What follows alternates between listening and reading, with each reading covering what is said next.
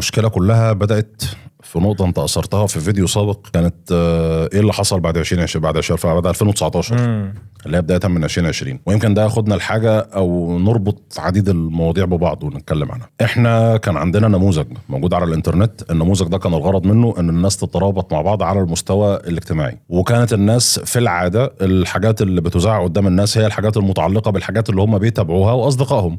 في احصائيه انا شفتها في تخص الانترنت في الوقت الحالي بتقول لك ان منصات ميتا 7% فقط من اللي بتعرضه هي الحاجات اللي انت عامل لها متابعه او الناس اللي موجوده عندك في الاصدقاء. 7%. فانت اللي قدامك باقي ما باقي كله ملوش علاقه اساسا باللي انت بتتابعه واللي انت بتحبه. لكن خلينا نرجع ل 2019. لحد 2019 هي كانت سوشيال ميديا.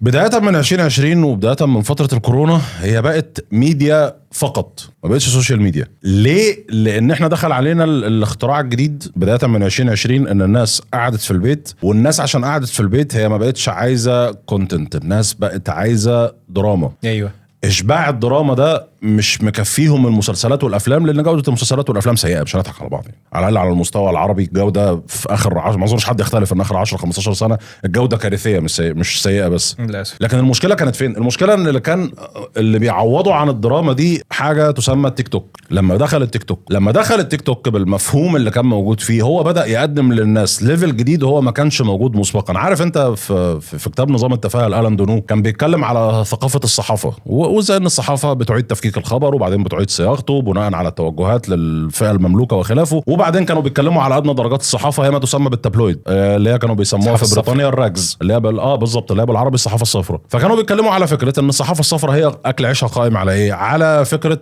فضائح المشاهير والفنانين. زمان كانت الناس بتشمشم الحاجات دي، يعني تقعد تقول لك والله لا ده ايمان الطوخي مش عارف متجوزه مين، واصل هلا صدقي ماشيه مع فلان، وعارف انت الحكاوي اللي هي وعادل امام يحط صورته على الجنيه والحاجات العجيبه اللي كانت بتتقال دي. تخيل انت مش مضطر تطارد الشائعات والاخبار، ولكن انا هقدمها لك، ده المحتوى بتاعي. ان هو ده ببساطه ده التيك توك باختصار. كان في فتره من الفترات لحد فتره قريبه هو كان كده باختصار. انت مش مضطر تطارد الفضائح او تطارد الدراما اللي موجوده في البيوت، لا احنا هنجيب لك درامه البيوت لحد عندك، هندخلك جوه البيوت. هندخلك جوه البيوت. هو ده اللي حصل.